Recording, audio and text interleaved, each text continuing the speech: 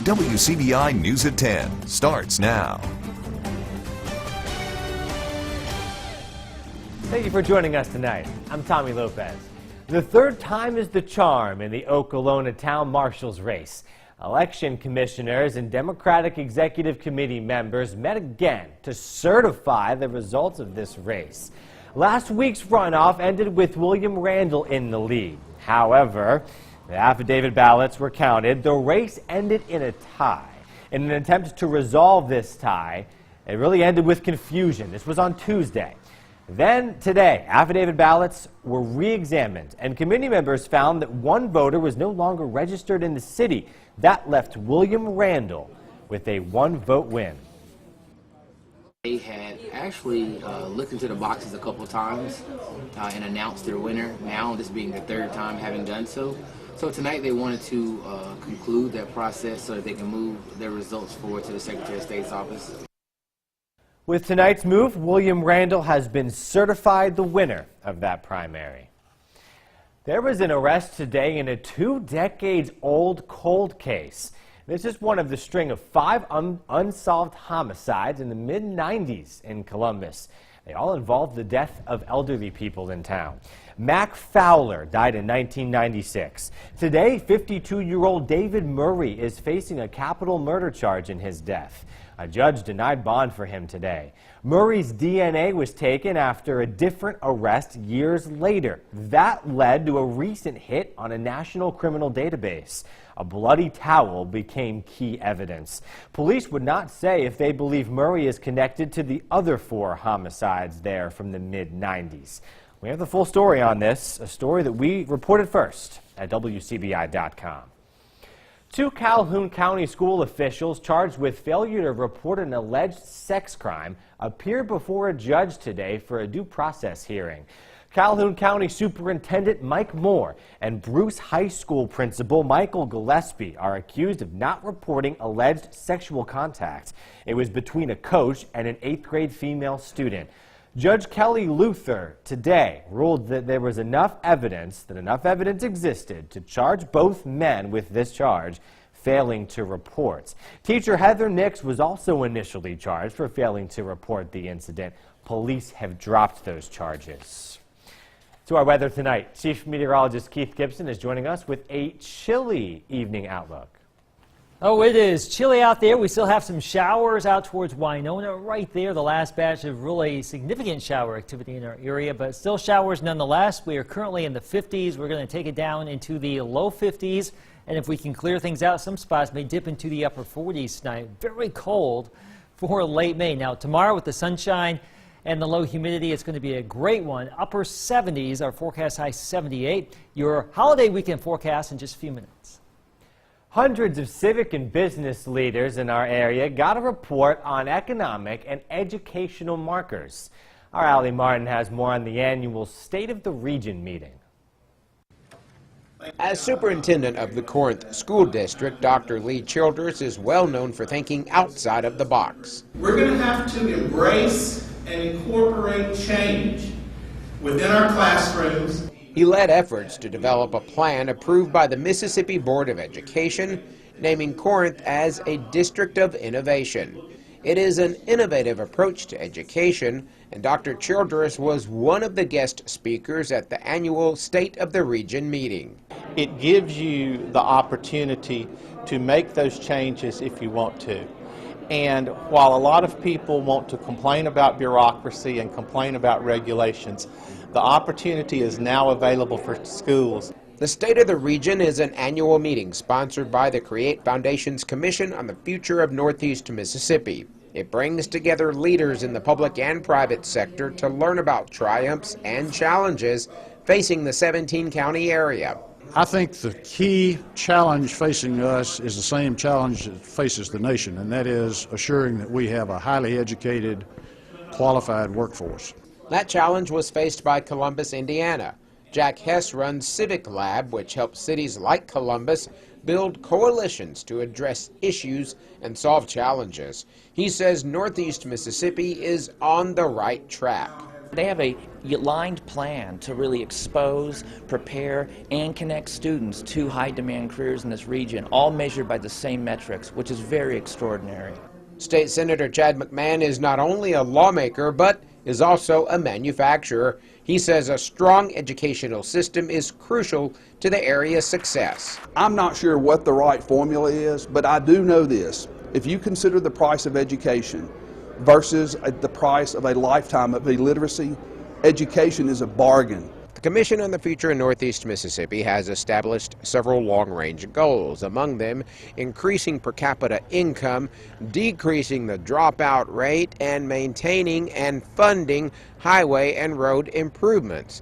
Those who attend this annual meeting know it takes everyone working together to accomplish any of those goals. In Tupelo, I'm Allie Martin, WCBI News.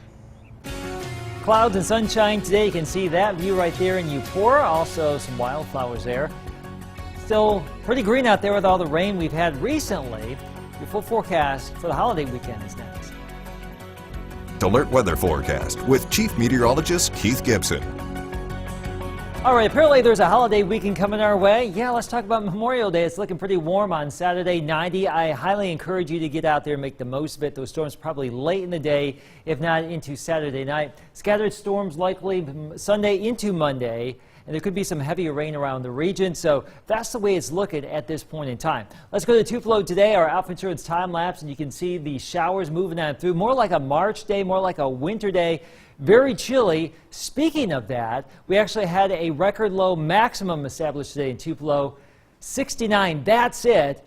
The coldest before today ever on record in Tupelo on May 24th was 70, and the average is 84 degrees. So well below where we should be. We are currently in the 50s. We're taking it down into low 50s and upper 40s tonight. Still some areas of showers moving across the region. One batch moving into northwest Alabama right now. Another batch moving towards Eupora into parts of Webster County. That's probably the last significant batch of rain we're going to have out there, but we still have some rain. This will go away during the night. The severe weather has been over here with all that, and this winter-like storm system in late May continues to swirl, but that will be on the way out here quickly. You can see all the severe weather reports today. Wind damage, tornadoes all the way down here from the Carolinas and Georgia into Florida. Tomorrow for us, it's looking great. Mostly sunny, 57 at 8 o'clock, 72 for your lunch hour.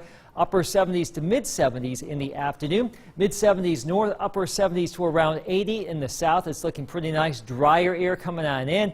Now that dry air is going to be replaced by this muggy air just in time for the holiday weekend. So that fuel from the Gulf of Mexico with an incoming cold front will give us a chance for some showers and storms late Saturday night and Sunday. Maybe some strong storms here Saturday night, but as we get into your Sunday and Monday, this front will just be a slow mover, and that is why we will have those rain chances going even into your holiday weekend and Memorial Day itself. So I wish we had some better news for you, but that's the way it's going to be. That's the way the cookie crumbles, as they say.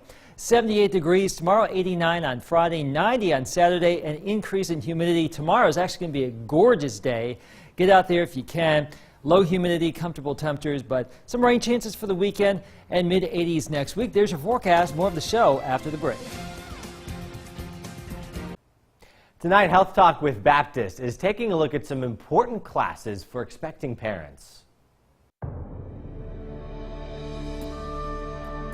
Hello, my name is Brandy Beard, Education Director at Baptist Memorial Hospital Golden Triangle.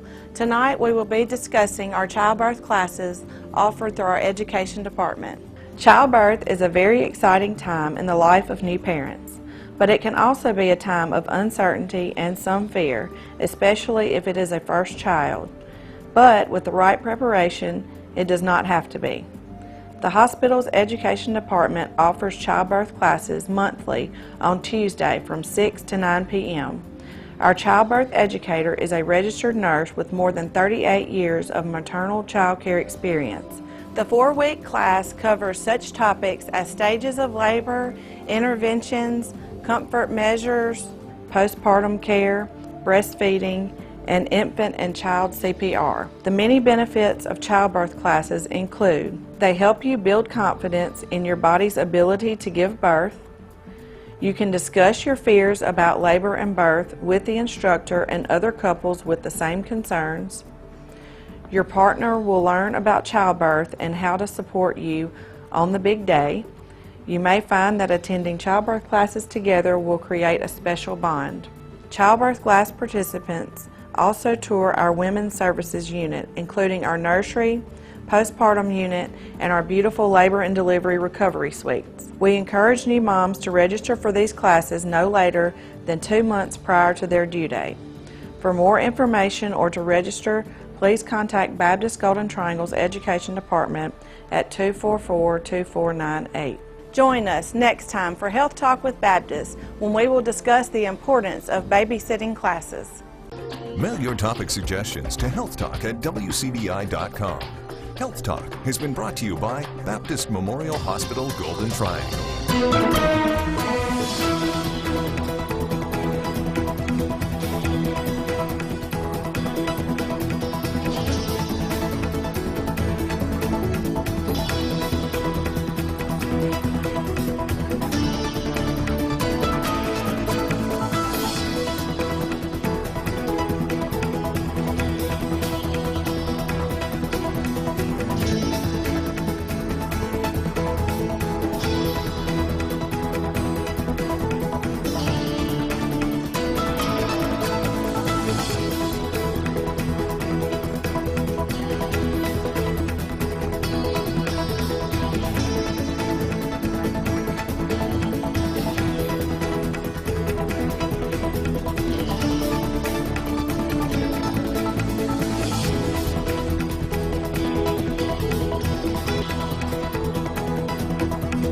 Here's WCBI Sports with Robbie Donahoe.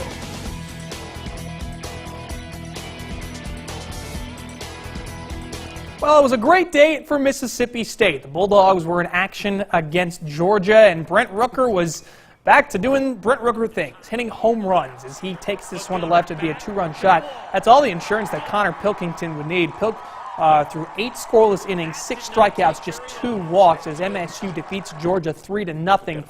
And now that win pushes Mississippi State to the next day, which means double elimination from here on out for Mississippi State. They will face Arkansas coming up tomorrow morning at 9:30 a.m. Over at Pontotoc now, earlier this afternoon, fans of the Pontotoc Warriors got the chance to meet some of the new members of their coaching staff at the community house. Former Pontotoc boys assistant coach Kyle Hurd becomes the new girls basketball head coach, and former Bruce and Kossuth head baseball coach Josh Dowdy returning to his alma mater to be their new head baseball coach. Also, former Smithfield girls basketball coach Michael Wildman becomes the new Pontotoc assistant softball coach. Coach Hurd and Dowdy both excited about the new opportunity with them greats. It's just exciting to get an opportunity that I really wanted to be a part of, and great place here. Everybody supports athletics. It's just a great place to coach. It was a hard decision to come to Pontotoc, but this is where myself and my wife, that's where we're from, and we're graduates of Pontotoc, so we had a chance and opportunity to come back home, and we jumped on it. Well, sports can teach us one of life's most valuable lessons. Don't ever give up. And for one state championship winning coach, his biggest test comes outside the lines. WCBI's Tom Ebel shares the story of Coach Bruce Franks, who knows there's more to life than titles and rings. Standing 6 feet 7 inches, there aren't many things bigger than Hebron Christian head basketball coach Bruce Franks. What's my nickname? B? The only thing taller may be his list of accomplishments. 6 state titles, more than 20 district titles, and more than 1,000 career wins. But his biggest challenge comes beyond the court. Franks continues his battle against cancer. Due to his health, Franks is stepping away from the game he's coached for 37 years. Right now, my record is 1,398, and I think 646. So 1,400 would be a pretty good milestone. But you know, that's okay. You know, my health is what's important right now, and I have to get back where I need to be. Well, at first, whenever we saw Coach Franks, he was kind of intimidating because he was like really big.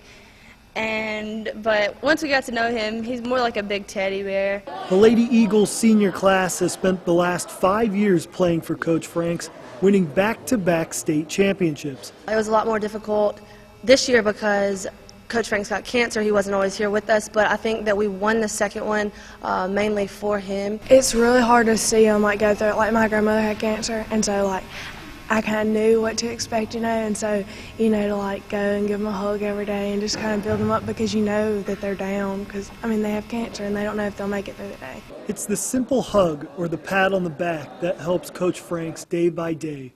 But the biggest support comes from his biggest fan, his wife Linda. She is my best friend. She is my worst critic.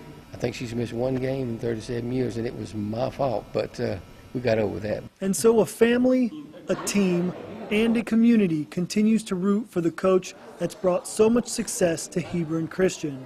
Although Franks will be stepping down from his post as head coach, he leaves behind lessons that go far beyond the X's and O's. You have to fight for what you love, and Coach Franks definitely loved basketball, and he's fought to be here and he's fought for it, and he hasn't let cancer hold him back at all. I'm a fighter. I'm not a quitter. So I'm not ever going to quit at anything. Anybody ever played in sports, I'm going to play that last second. I hope some kids saw that, hey, he's down a little bit, but he didn't give up.